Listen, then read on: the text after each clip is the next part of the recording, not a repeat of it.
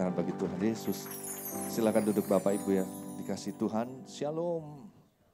Senang bisa berada kembali bersama-sama dengan Ibu Bapak sekalian pada pagi hari ini. Pagi hari ini saya ditaruhkan oleh Tuhan untuk menyampaikan firman Tuhan tentang The Third Pentecost, Hope in the Hopeless. Jadi Pentakosta ketiga, satu harapan di dalam ketidakpengharapan, tidak ada pengharapan. Mari kita membaca firman Tuhan yang terambil dari dalam kitab 2 Timotius pasal yang ketiga, ayatnya yang pertama sampai dengan ayatnya yang kelima. Kita baca dari ayat yang pertama sampai dengan ayatnya yang kelima. Mulai dari ayat yang pertama, saudara. Satu kondisi keadaan manusia pada akhir zaman. Dari ayat yang pertama ya. Ya. Judulnya keadaan manusia pada akhir zaman. Mari kita baca bersama-sama saudara dengan perlahan. 1, 2, 3. Ketahuilah bahwa pada hari-hari terakhir akan datang masa yang sukar. Saudara, kita hidup di hari-hari terakhir sebelum kedatangan Tuhan Yesus. Amin. Yang percaya katakan amin. Nah, hari-hari terakhir ini dikatakan akan datang masa yang sukar. Ini dituliskan oleh Paulus yang melihat penglihatan ini 2000 tahun yang lalu. Bahwa ke depan ini menjelang kedatangan Tuhan Yesus, hari-hari terakhir akan datang masa yang sukar. Mengapa demikian? Mari kita baca selanjutnya dalam ayat yang kedua sampai kelima bersama-sama. 1, 2, 3. Manusia akan mencintai dirinya sendiri dan menjadi hamba uang. Mereka akan membual dan menyombongkan diri. Mereka akan menjadi pemfitnah. Mereka akan berontak terhadap orang tua dan tidak tahu berterima kasih, tidak mempedulikan agama, tidak tahu mengasihi, tidak mau berdamai, suka menjelekkan orang, tidak dapat mengekang diri, garang, tidak suka yang baik, suka mengkhianat, tidak berpikir panjang, berlagak tahu, lebih menuruti hawa nafsu daripada menuruti Allah. Secara lahiriah mereka menjalankan ibadah mereka, tetapi pada hakikatnya mereka memungkiri kekuatannya, jauhilah mereka itu. Nah, Bapak Ibu Saudara yang dikasihi Tuhan, tadi kita katakan, kita lihat di sini bahwa pada hari-hari terakhir akan datang masa yang sukar, bukan Tuhan yang bikin. Tetapi dikatakan manusia yang sedemikian rupa yang tadi kita baca, yang membuat keadaan itu menjadi sukar. Kalau seandainya itu di dalam rumah tangga terjadi, wah kita pusing. Ya. Kalau itu dalam pekerjaan usaha kita, pasti kita pusing. Kalau itu di kota dan bangsa kita, pasti kita pusing. Saudara. Waktu saya membaca akan hal ini, tiba-tiba Tuhan tanya saya begini. Kalau seandainya kamu punya istri seperti ini, saudara. Ya, tadi saudara sudah bayangkan, sudah baca itu semua. Ya, suka membual, suka nyombongin diri, mencintai diri sendiri jadi hamba uang, saudara. Tidak tahu mengasihi. Tuhan tanya, kalau istri kamu kayak gini pusing gak? Saya bilang pusing Tuhan. Ya. Terus Tuhan bilang, ya sama kali dia juga sebagai istri kalau punya suami, kamu tuh kayak begini pusing juga. Betul ya saudara. Ya. Bayangin. Terus Tuhan tanya, kalau kamu punya anak, saya sekarang belum punya anak kandung, tapi punya anak rohani. Andai kata kamu punya anak satu aja kayak begini, pusing gak? Saya bilang pusing Tuhan. Kalau istri begini, anak begini, pusing. Orang rumah yang kerja juga begini, pusing. Nah apalagi kalau anaknya 5, waduh saya bilang pusing sekali. Ya. Lalu Tuhan bilang begini, kamu kan gembala juga, kamu ketua rayon. Nah andai kata gembala-gembala di cabang kamu itu semuanya kayak begini, pusing gak? Saya bilang pusing Tuhan. Ya. Kalau Pak Tim begini sifatnya, waduh suka berontak. Ya, tidak mengasihi, tidak mau berdamai. Satu Pak Tim aja pusing saudara. Apalagi di rayon satu ada berapa belas gembala, saya bisa pusing betul-betul. Ya. Tuhan bilang kalau jemaat seperti ini, kalau Pak Tim punya pengerja jemaat seperti ini saudara, dia pasti bilang capek deh gitu. Ya. Pasti pusing. Terus Tuhan bilang begini lagi, kalau kamu jadi gubernur Jakarta, penduduknya seperti ini pusing gak? Saya bilang pusing banget Tuhan. Tuhan masih tanya lagi. Kalau kamu jadi presiden Indonesia, rakyatnya seperti ini, pusing gak? Pusing saudara, 200 juta jiwa lebih penduduknya seperti ini. Tapi herannya sampai sekarang masih ada yang mau jadi gubernur Jakarta sama jadi presiden Indonesia ya. Mereka gak tahu pusingnya kayak gini. Terus saya renungkan, terus Tuhan bilang begini, ini yang bikin keadaan jadi gak baik. Manusia, manusianya. Kenapa? Karena sudah dirasuk sedemikian rupa oleh kuasa-kuasa kegelapan yang masuk dalam kehidupan mereka. Terus Tuhan tanya, gimana caranya merubah ini? Menurut kamu gimana? Saudara, saya coba renungkan. Terus Tuhan tanya, kalau melalui pendidikan gimana? Saya renungkan kalau dikasih pendidikan yang luar biasa. Saya diingatkan, sudah pendidikan gak bisa mengubah orang jadi baik. Ya. Itu sebabnya pendidikan hanya bisa membuat orang jadi pandai, jadi pintar, tapi gak bisa mengubah karakter seseorang. Nah, sekolah-sekolah sekarang yang mulai dari kecil udah menanamkan, dikatakan nanti karakternya akan jadi baik. Oh, banyak yang laku itu, sudah. Ada orang tua yang baru punya anak, itu tiba-tiba dia ngomong, wah saya lagi nyari gereja di mana anak saya bisa taruh supaya anak saya itu nantinya jadi baik, saudara. Ya saya bilang, salah kamu. Bukan gereja yang kamu harus andalkan. Kamu sebagai orang tua harus bisa mendidik, saudara. Tapi sekolah-sekolah yang menawarkan perubahan karakter atau pembinaan karakter atau seminar-seminar itu sangat diminati hari-hari ini. Kenapa? Karena banyak orang yang tadi kita lihat itu. Saya bilang, Tuhan ternyata pendidikan gak bisa mengubah orang. Bahkan di sekolah-sekolah unggulan, itu malah terjadi hal-hal yang tidak baik. Seorang rekan hamba Tuhan, rekan saya, saudara, dia tunjukin satu sekolah, dia bilang, anak saya justru kenal narkoba di sana. Wow, saya kaget. Tuhan bilang, kalau ekonomi ditingkatkan, dibikin sejahtera, kira-kira gimana? Ternyata saudara, orang semakin kaya itu belum tentu semakin baik. Ya. Bahkan ada banyak yang malah jadi tidak baik. Sampai orang bilang, mendingan kayak dulu lagi Pak, ketika kami masih miskin. Ya. Tuhan bilang, coba kalau melalui hukum kita tegakkan. Saudara, orang juga gak kapok-kapok. Walaupun ada hukuman mati, walaupun di penjara, keluar penjara tetap aja lagi begitu. Saudara. Coba orang dihukum, anak kecil kita hukum, ya. Kita jewer, kita pukul. Gak berubah-ubah, saudara, tetap aja seperti itu. Kenapa bisa seperti itu? Gak mempan. Tuhan bilang agama. Saya renungkan agama juga gak bisa. Karena banyak saudara di kalangan, maaf orang-orang yang katanya religius, tapi justru banyak amoralitas terjadi. Saya mulai berkata, Tuhan jadi gimana? Jadi apakah gak mungkin kita melihat satu keadaan yang baik? Kali itu terjadi dalam rumah tangga, pekerjaan usaha kita di kota dan di bangsa kita. Apakah gak mungkin terjadi perubahan yang baik? Tiba-tiba Tuhan ingatkan saya saudara dalam Kisah Rasul 1 ayat yang ke-6 sampai ke-8. Satu kali ketika Tuhan Yesus itu mau naik ke surga, murid-muridnya berkumpul bersama-sama dengan dia di dalam ayat yang ke-6.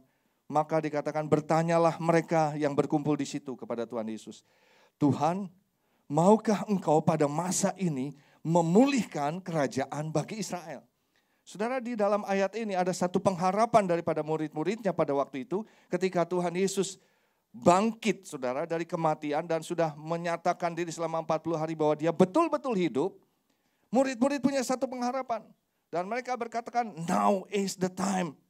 Inilah waktunya di mana Tuhan Yesus akan memulihkan kerajaan bagi Israel karena mereka begitu tertekan dengan penjajahan kerajaan Romawi pada waktu itu yang begitu sangat-sangat keras sekali dan mereka berharap pemulihan kerajaan seperti pada zaman Daud, pada zaman Salomo, saudara. Dan mereka berharap kalau Yesus yang jadi rajanya, udah pasti akan terjadi pemulihan. Mengapa saudara? Karena mereka berpikir memang gak ada lagi yang lain yang lebih bagus. Tapi kalau saudara lihat ayat yang ke-7, Yesus tidak peduli dengan pemulihan ini. Yesus malah menjawab begini, engkau tidak perlu mengetahui waktu, mengetahui masa dan waktu yang ditetapkan Bapa sendiri menurut kuasanya. Jadi Yesus sepertinya tidak peduli dengan pemulihan yang mereka harapkan, saudara. Mereka berharap, Yesus engkau raja, engkau sekarang pulihkan.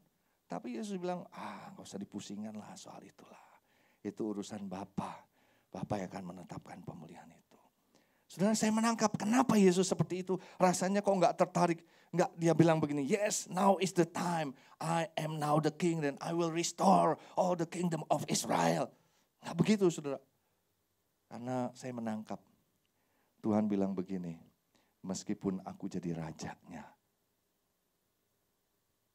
tidak jaminan kerajaan Israel jadi pulih. Tuhan bilang, sebab aku sudah menciptakan manusia dengan kehendak bebas. Jadi meskipun aku jadi raja, kalau aku bilang ke kiri, belum tentu mereka akan ikutin ke kiri. Tadi sudah dikatakan di dalam ayat yang keempat daripada 2 Timotius 3 dikatakan mereka akhir zaman itu lebih menuruti hawa nafsu daripada menuruti Allah. Kalaupun Yesus sebagai Allah jadi raja, Yesus bilang ke kiri, belum tentu mereka akan mau ke kiri. Mereka bilang, gua gak mau apa? Gua mau ke kanan. Saudara, Tuhan ingatkan saya bagaimana ketika Adam dan Hawa, Adam di Taman Eden pada waktu itu belum ada yang namanya dosa. Waktu itu Adam cuma diberikan perintah sama Tuhan bahwa semua pohon dalam taman ini boleh dimakan buahnya kecuali yang satu aja, jangan dimakan. Sebab kalau kamu makan buah itu kamu pasti mati. Saudara, ini untuk kebaikan Adam, bukan untuk kebaikan Tuhan. Semuanya udah dikasih, cuman dibilang jangan makan, disikat juga. Tuhan bilang sama saya, coba lihat aja dari sejak Taman Eden. Apalagi sekarang, kamu pikir kalau aku jadi raja semua jadi aman? No. Jadi saudara, saya pengen ajak saudara mengerti akan hal ini. Bukan karena satu orang bisa mengubah. Baik itu mungkin di gereja ini, mungkin di gereja kita yang lebih besar, atau mungkin di kota ini kita cari gubernur, kita cari presiden yang kira-kira, no, gak bisa saudara. Even kalaupun Yesus jadi gubernur dan jadi presiden di tempat ini, Yesus bilang, tidak bisa. This is very serious. Itu sebabnya Tuhan bilang begini, saudara, ayat 8. Tapi kamu, you, setiap pribadi, you shall receive power. Kamu akan terima kuasa kalau Roh Kudus turun ke atas kamu dan kamu akan jadi saksiku di Yerusalem, di Yudea, Samaria, sampai ke ujung bumi. Jadi saudara, pemulihan atau hal-hal menjadi kebaikan itu terjadi bukan karena seseorang, tapi karena seseorang itu dipenuhi oleh Roh Kudus dan diubahkan oleh Roh Kudus dan menjadi saksi. Kalau enggak mungkin saudara. Itu sebabnya Yesus lebih fokus kepada ayat 8 ini. You shall receive power when the Holy Spirit comes upon you and you will be my witnesses. Saudara, sekarang zaman tadi keadaan manusia pada akhir zaman mau ubah gimana? Saya secara pribadi tadi pagi saya juga sudah sharing dan rekan-rekan juga di sini saya bilang saya pesimis saudara ngelihat kekristenan hari-hari ini. Benar saudara, mulai dari anak-anak kecil. Kita berbicara mengenai gadget tadi. Ya. Coba saudara lihat yang punya anak masih kecil, punya cucu, bisa nggak lepasin dari gadget itu? Kalau bisa lepas terus dia nggak nangis, dia ketawa, oke. Atau misalnya, mami aku sudah selesai, aku mau kembaliin gadgetku. Dengan senang hati, coba lihat. Kalau ada boleh ditampilkan. Tapi yang ada diambil, wah. Ya, saya lihat anak umur 6 bulan, diambil gadgetnya langsung guling-gulingan. Wah, dikasih lagi, senyum lagi. Diambil lagi, wah. Kompas beberapa hari yang lalu, saudara, selama 4 hari berturut-turut membahas tentang gadget. Di kalangan anak-anak dari kecil sampai orang dewasa. Dan dampak daripada gadget itu sangat mengkhawatirkan. Sampai ada anak-anak yang gara-gara gadgetnya itu mau diambil, gak dikasih main. Dia bisa sebarin itu bensin di rumahnya dan berkata, kalau gak mau dikasih saya tinggal nyalain api ini. Saudara, ya orang tuanya ketakutan. Ada yang lempar piring, ada yang pukul mamahnya.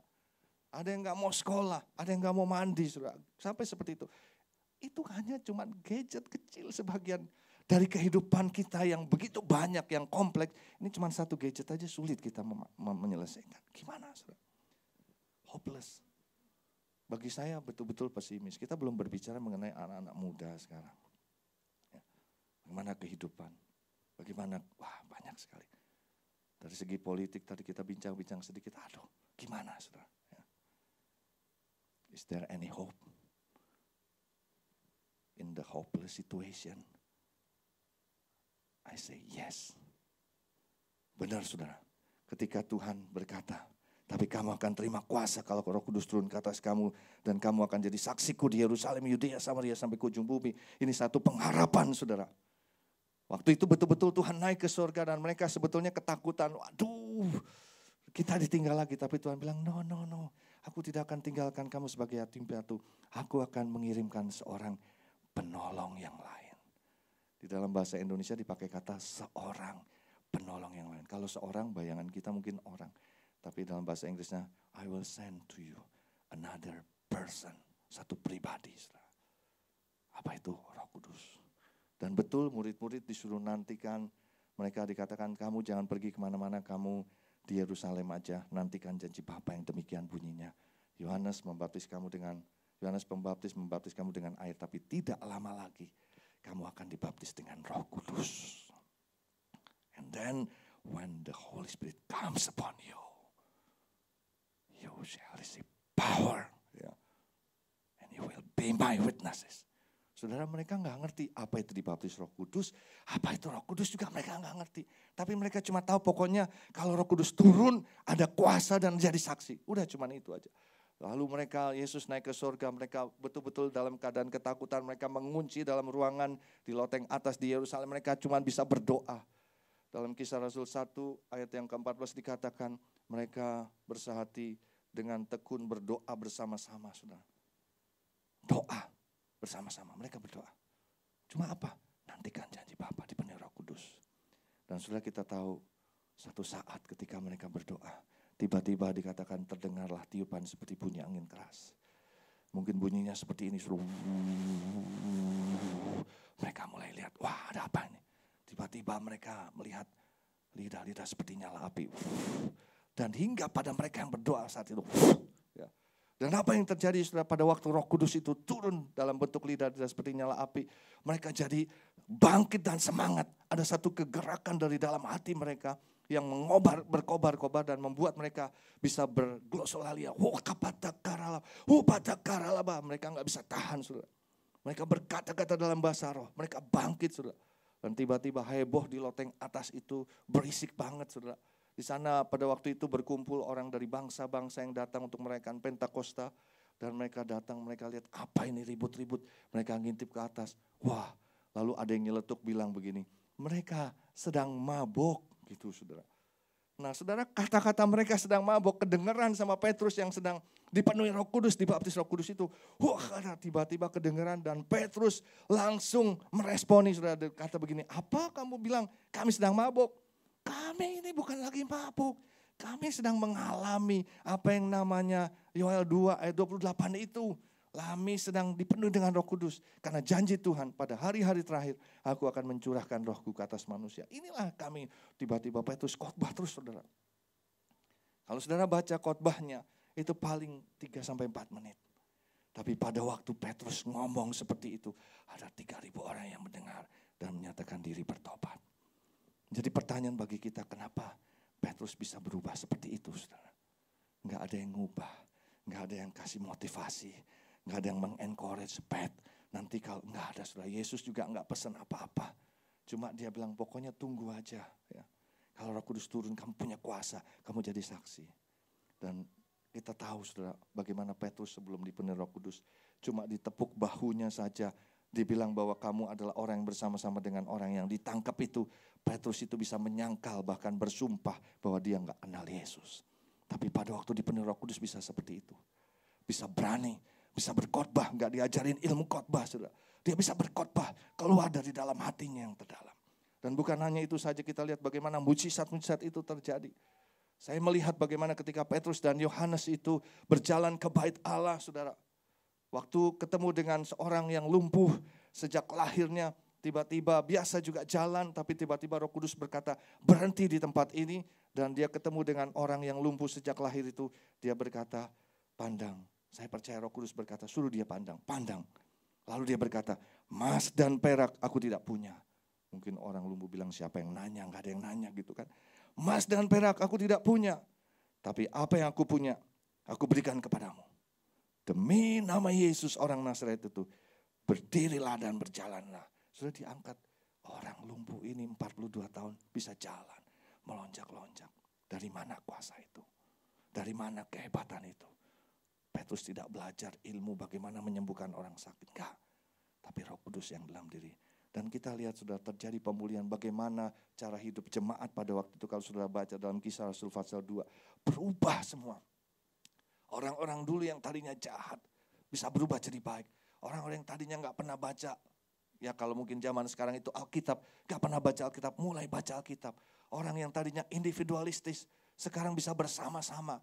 Kepunyaan mereka bisa berbagi bersama-sama. Sifat-sifat mereka berubah. Mereka suka berdoa, suka memuji, menyembah Tuhan. Ada satu perubahan, satu perubahan, satu perubahan. Saudara, ini yang kita harapkan bisa terjadi dalam kehidupan kita. Tapi kita tahu, saudara, bagaimana kegerakan ini berlangsung dengan luar biasa, cuman sebentar saja, ya. Jadi memang pada waktu setelah itu terjadi perubahan, dikatakan dalam 2 tahun seluruh Asia kecil itu dimenangkan bagi Tuhan. Wah, itu keindahan yang luar biasa. Tapi biasa kalau orang sudah nyaman, sudah mapan begitu, saudara, udah enggak ke Tuhan-Tuhan lagi. Akhirnya kekristenan menurun, saudara. Menurun drastis sampai terjadi masa kegelapan gereja. Lebih kurang 1200 tahun, saudara, gereja dalam mengalami masa kegelapan. Kekristenan itu anjlok.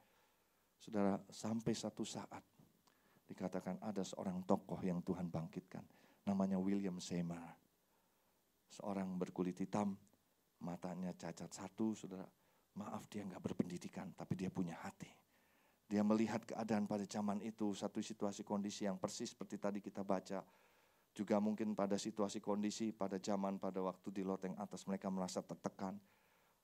William Seymour bergumul dalam doa bersama-sama dengan teman-temannya.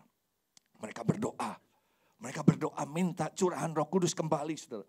Dan pada waktu itu betul mereka mengalami yang namanya pencurahan Roh Kudus pada waktu itu.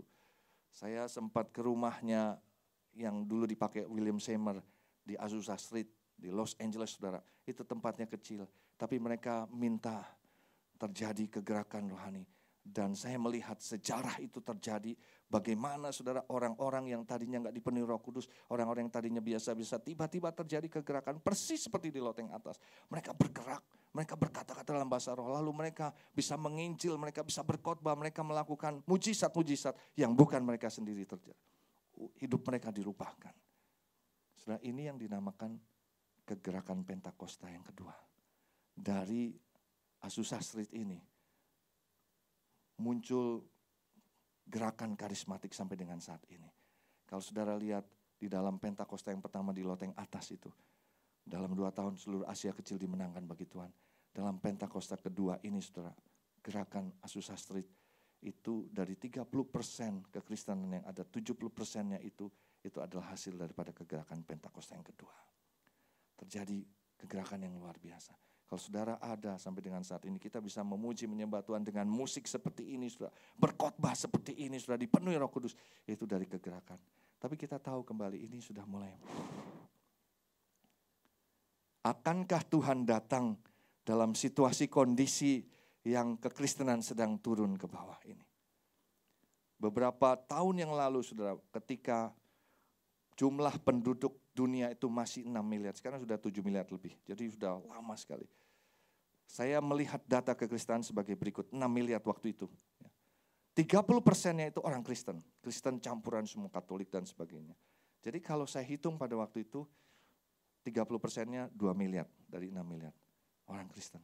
Nah, dari orang Kristen yang ada, pada waktu di data, saya mendapatkan ini dari Maurice Cerullo, lembaga Maurice Cerullo, waktu itu yang meneliti ini.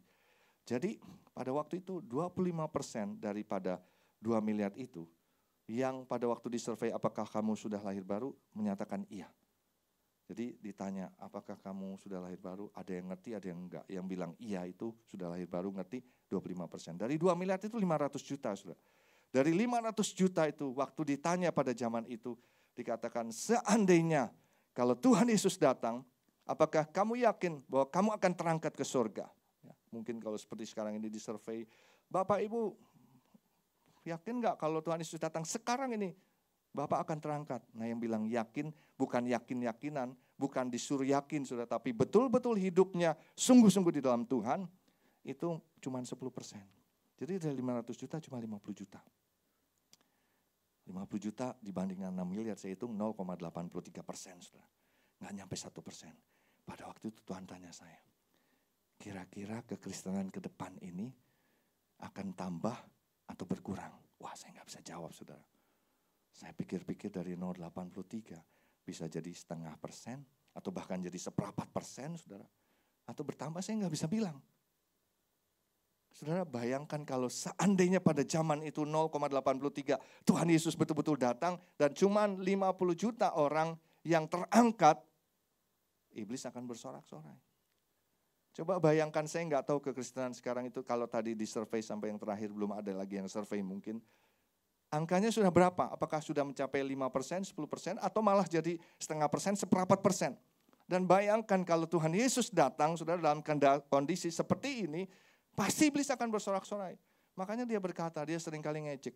Katanya Tuhan Yesus mau datang, mana? Bohongin lu, kamu dibohongin. Sampai kita bilang, iya itu hanya dibohongin. Dan orang gak mau sungguh-sungguh lagi. Tapi apakah Tuhan Yesus akan diam saja? Membiarkan misalnya Yesus datang dengan, sebodoh dah yang lain gak mau ikut aku ya, cuman berapa persen aja, seberapa. Enggak, saudara. Hatinya Tuhan adalah sedapat-dapatnya, semua orang itu diselamatkan. Tapi gimana caranya? Saudara, semua usaha manusia gagal. Tapi Tuhan caranya tahu. Dia bilang, I will pour out my spirit to all flesh. Aku akan curahkan. Dan Pentakosta ketiga ini sudah terjadi. Kapan, saudara? 17 sampai 20 Juli yang lalu kita berkumpul bersama-sama di SICC. Ada acara Empowered 21. Acara Empowered 21 ini adalah acara berbicara mengenai bagaimana mengempowering itu dengan Roh Kudus, dan Tuhan tiba-tiba mengungkapkan bahwa Pentakosta ketiga telah terjadi. Saudara yang hadir di dalam SICC pada waktu yang lalu, sudah pasti bisa mengkonfirmasi akan hal ini. Kenapa? Karena saya melihat sendiri, saudara, bagaimana saya belum pernah lihat conference seperti itu, saudara. Bagaimana lawatan Tuhan begitu dahsyat. Anak-anak muda yang dilawat Tuhan, orang-orang yang belum penuh Roh Kudus, tiba-tiba dipenuhi Roh Kudus. Ada 40 dari bangsa-bangsa yang datang pada waktu itu. Mereka juga dari gereja-gereja, bermacam-macam gereja. Tapi mereka mengalami satu lawatan dan kebangunan rohani yang luar biasa. Mereka dipenuhi Roh Kudus, anak-anak mudanya, saudara. Awal-awal mungkin mereka masih belum dipenuhi Roh Kudus pada waktu itu. Tapi tiba-tiba ketika setelah sesi-sesi berikutnya mereka dipenuhi Roh Kudus.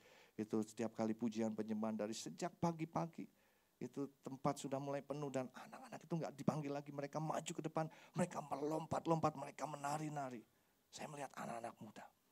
Dan Tuhan pakai hamba Tuhan Cindy Jacob untuk mengkonfirmasi bahwa Pentakosta ketiga telah terjadi. Dan beliau dipakai Tuhan untuk menyampaikan kepada Gembala Sidang kita Pak Niko, bahwa Tuhan pakai Pak Niko menjadi tokoh Pentakosta ketiga. Saudara, apa dampaknya buat kita? Kita akan lihat kegerakan seperti Pentakosta pertama dan kedua terjadi. Di dalam kepesimisan kita, di dalam ketidakpengharapan kita, saudara. Saya tidak membahas kasus-kasus, tapi saudara pasti tahu melihat bagaimana kondisi kita dalam kehidupan sekitar kita, pribadi kita. Banyak orang berkata, Tuhan saya udah hancur, saya udah gak bisa dipulihkan. Udah mumpung hancur, kepalang tanggung sudah basah, hancurin lagi. Jangan, saya mau katakan jangan. Mungkin rumah tangga saudara berkata, saya udah gak bisa dipertahankan lagi, udahlah ya. Ngapain? Saya katakan jangan, tunggu. Kalau saudara lihat anak-anak saudara gak ada harapan lagi, jangan, tunggu. Kalau sudah berkata, aduh Pak, ini bisnis juga pusing, pekerjaan juga kacau. Ya. Tunggu, saatnya akan datang. Pemulihan itu akan terjadi. Bukan dengan cara manusia, tapi dengan cara berdoa dan mengizinkan Roh Kudus turun atas setiap kita. Bagian kita sederhana, saudara. Ketika murid-murid dikatakan, kamu tunggu, nantikan janji Bapak. Ya udah, disuruh ngapain? Doa bersama-sama dengan sehati. Bagian kita, saudara, saya mau katakan, kalau saudara sedang mengalami sesuatu yang mungkin perlu pemulihan tadi, saudara cukup berdoa, Tuhan, penuhi aku dengan Roh-Mu. Udah, cuman itu aja. Is it work? Apakah itu bisa benar-benar terjadi? Benar, saudara. Saya melihat sekarang ini, saudara, anak-anak kecil, ya believe it or not, Kami di gereja dikirimkan anak-anak saudara yang orang tuanya itu ribut dan sempat terpisah. Dan anak ini baru umur 3 tahun saudara. Dipelihara oleh papahnya. Dan karena anak ini mungkin gak bisa diatur, papahnya pukulin. Seringkali dimasukin di dalam kamar mandi, dikunciin saudara, digelapin lampunya. Dan anak ini menjadi anak yang liar. Dikirim ke gereja saudara sama omanya. Dengan harapan diubahkan. Saya katakan gak mungkin bisa secara manusia. Di gereja itu paling banyak itu 1 jam, mungkin gak sampai 1 jam. Mau mengubahkan anak ini gak bisa. Jadi saya selalu pesankan kepada guru-guru sekolah minggu, saya juga berpesan kepada mungkin guru-guru sekolah minggu di tempat ini. Udah gak usah pusing-pusing, doain, tumpangin tangan dan minta dipenuhi Roh Kudus saudara. Believe it or not saudara, anak ini berubah. Sekarang anak ini udah bisa angkat tangan dan nyembah. Gak lari-larian lagi. Bukan hanya satu, ada beberapa anak-anak. Anak-anak yang dikirimkan ngomongannya, kata-katanya kotor. Sampai susternya dia bilang, aku mau bunuh kamu ya. Aku mau bunuh. Ngomongannya itu saudara. Dari mana? Dari gadget tadi, dari games. Waduh, guru-gurunya bingung, Pak ini gimana? Mereka sampai ketakutan karena susternya diancam-ancam. Anak ini umur berapa? Masih toddler, sudah di bawah 5 tahun. Udah bilang, aku mau bunuh kamu. Di sekolah minggu udah masih bilang seperti itu. Tapi tiba-tiba mereka juga mulai dipenuhi. Mereka sekarang bisa diam, mereka bisa angkat tangan. Saya katakan tidak ada yang mustahil saudara. Dan omanya yang tadi itu yang pertama dia lihat anaknya berubah. Waktu dibawa kepada papahnya juga bingung. Kok anak ini bisa berubah? Saudara saya mau katakan tidak ada cara lain. Selain kita meminta Roh Kudus turun. Saya mau katakan this is the time. Ini waktunya. Kalau saudara mungkin tidak punya pengharapan. Tapi kita punya pengharapan. Izinkan Roh Kudus penuhi kita. Nanti dia sendiri akan bergerak. Saudara gak perlu, mungkin saudara lagi bergumul, Pak ini saya satu keterikatan, doain gak usah, saudara izinkan Roh Kudus saja, nanti bebas sendiri. Sudah bisa tiba-tiba, sudah tidak lagi suka dengan kebiasaan-kebiasaan buruk itu. Ya, saudara yang mungkin macam-macam itu izinkan Roh Kudus saja. Udah bagian kita itu sekarang ini. Ya, this is the time for the third Pentecost. Ya, untuk bergerak. Ya. Saya tidak akan perpanjang, tapi saya akan minta saudara kita menikmati hadirat Tuhan di tempat ini. Ya. Bagian kita adalah izinkan Roh Kudus untuk turun atas setiap kita. Sampai kapan saudara? Kalau saudara bilang mungkin tandanya apa? Ya, sampai saudara merasakan punya kuasa itu dan saudara akan jadi saksi Tuhan. Sama seperti murid-murid. Mereka nggak tahu saudara. Mereka cuma disuruh nantikan janji Bapa yang demikian bunyinya. Nanti kamu akan dibaptis Roh Kudus. Mereka nggak ngerti. Nggak ada penjelasan tentang Roh Kudus, nggak ada penjelasan tentang baptisan Roh Kudus. Tapi mereka cuma tahu power and witness. Pentakosta kedua juga demikian. Mereka cuma berharap. Itu orang-orang gereja-gereja yang cuma punya pengharapan, rindu supaya Tuhan memulihkan. Dan kita juga demikian. Itu sebabnya hari-hari ini saudara, kalau mungkin sudah sedang mengalami, nggak usah bilang, makanya kamu harus berubah. Kamu harus berubah, nggak bisa saudara. Bagian kita adalah Tuhan, penuhi anakku dengan Roh Kudus. Penuhi suamiku dengan Roh Kudus. Penuhi istriku dengan Roh Kudus. Penuhi karyawan-karyawanku dengan Roh Kudus. Penuhi Tuhan, minta saudara. Nah, desperation kita, kerinduan hati kita seperti itu yang membuat akhirnya Tuhan betul-betul mencurahkan. Saya melihat di konferensi kemarin itu orang-orang yang rindu, yang very desperate, itu Tuhan penuhkan dan mereka berubah. Betul-betul berubah.